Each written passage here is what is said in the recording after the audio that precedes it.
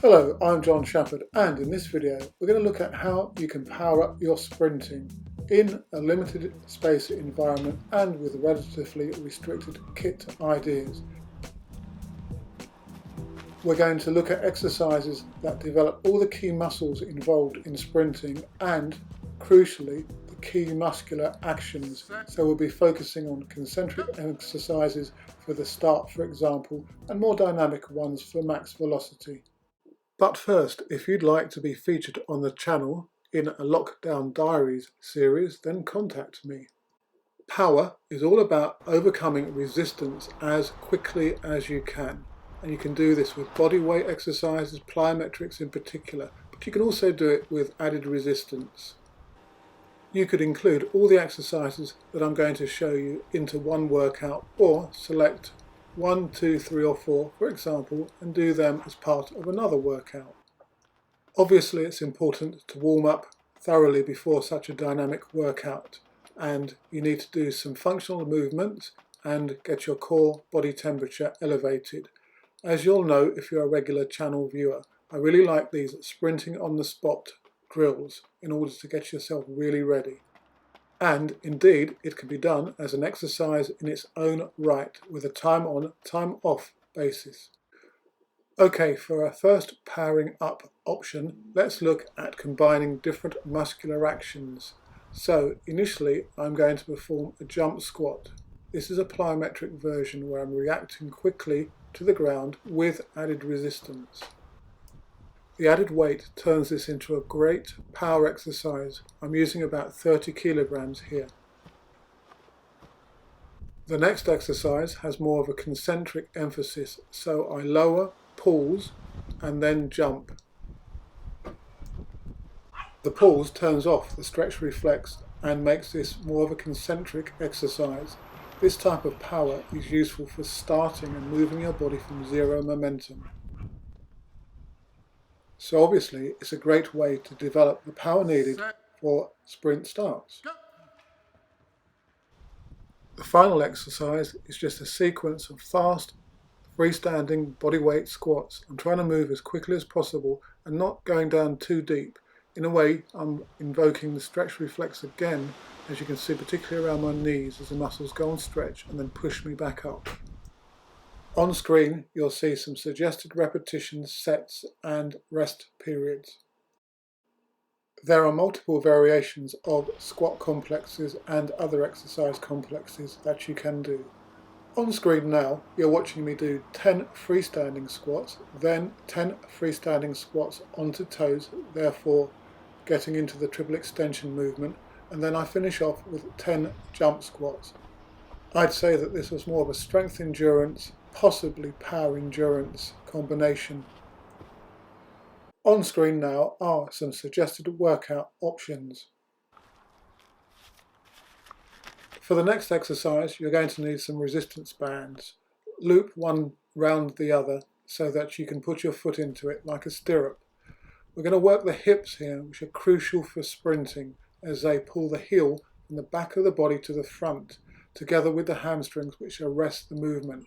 So the stronger you are in the hip region, the faster you're going to be as a sprinter, everything else being equal. You really want to try to drive the thigh up as quickly as possible whilst maintaining tension in the band. Keep your torso in position and coordinate your arms with your legs. This is a slightly different version where I'm pausing at the top of the movement. The band will attempt to pull me backwards, yet I've got to resist that. You can obviously hold for longer, a couple of seconds, so bring the thigh through, hold in position. These exercises will really power up your hips. The next exercise is one of my favourites during this restricted training time, and it's the lunge jump with sprint arm action. Perform a consistent number of sprint arm movements and then change legs. I always count one hand, so my right hand's movement, so 2, 4, 6, 8, 10, then potentially change, but you can go up to 20. You could also do it for the duration of your sprint race, so 11 seconds, 10 seconds if you're really fast, 49 seconds for 400, so forth and so on, and then do them as sets. Here are a few session ideas on screen now. The next exercise, the plank press up hamstring curl combination, is one that I made up a couple of weeks ago, and it's very tough. It will add some variety to your training. So lower into a press up position, then down into a plank, and then perform a number of hamstring curls. I'm doing 4 here. Press back up and repeat. Make all the movements dynamic, deliberate and quick, and be warned, this is a tough exercise. For another great exercise that focuses on the hamstrings, which will benefit sprinters, try this plyometric glute bridge. Keep your hips up and push back dynamically through your working leg. Do check out the restricted real-time indoor 20-minute sprinters, jumpers workout that I posted on the channel a few weeks back, and you'll find a link on the screen to that now. The next exercise is a variation of the sprinting on the spot one, and it introduces an element of isometric and eccentric muscular actions. So you have to pause after a number of consistent cycles, trying to make sure that you land on the opposite leg.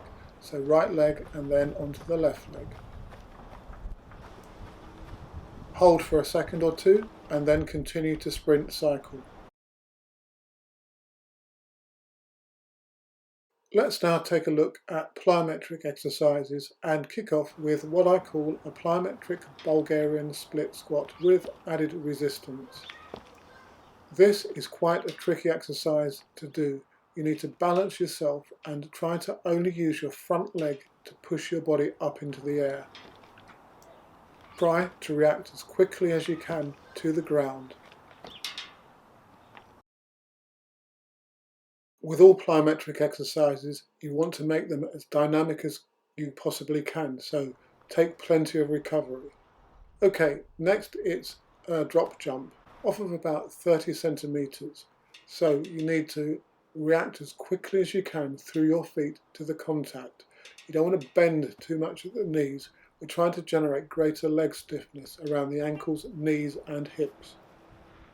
Ideally, you should take about 30 seconds between each jump to enable the high energy phosphate chemicals in your muscles to regenerate and to enable you to put in maximum effort.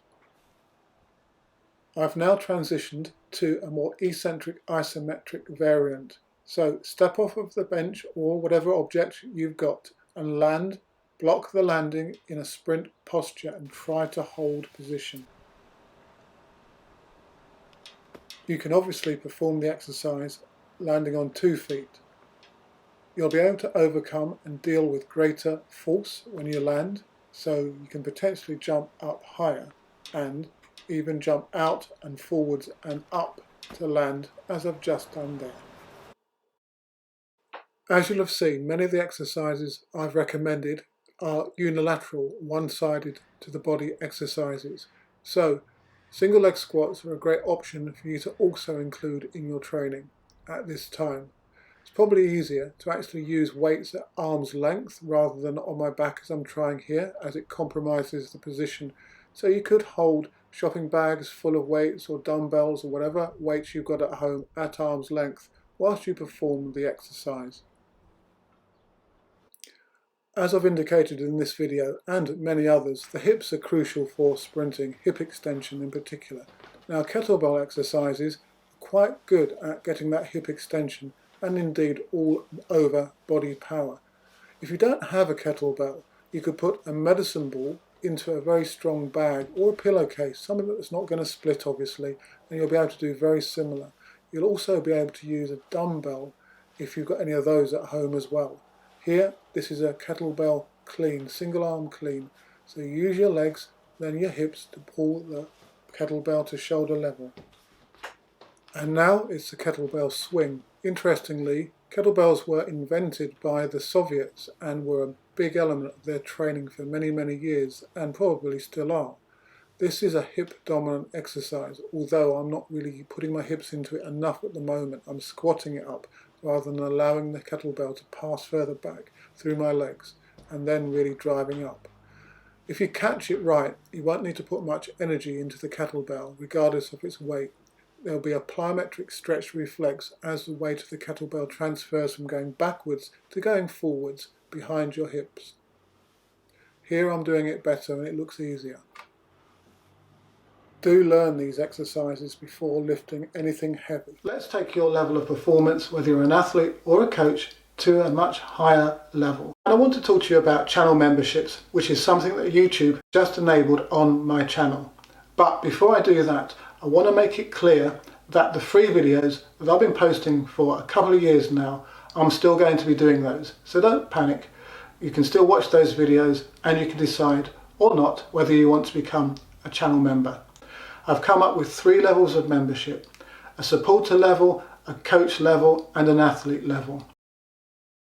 And you can find out specifically about those in the section below this video. But in short, at athlete and coach level of membership, you're going to be able to get access to exclusive video content that goes into detail about the very subjects that you've been asking me over the years.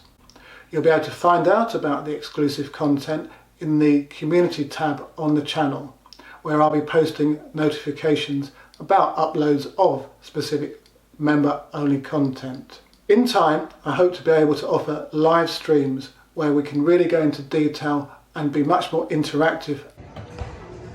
Now, if you become a coach member, you'll also get access to the athlete level of membership as well. At the start, I'll aim to post at least 1 specific video a month on the various topics that are generated through the members area.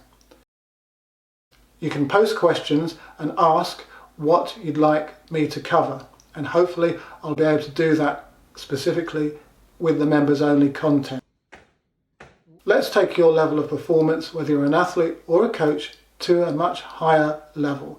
Let's get you more knowledgeable, more able to understand training concepts, better able to follow training programs, instigate training programs, and understand more and more about the long jump, the triple jump, sprints, and potentially other athletic events in time. As usual, thanks for watching and good luck with your training, and stay safe in these most difficult of times. Do leave any comments you may have in the section below or through my other social media, and do subscribe to the channel.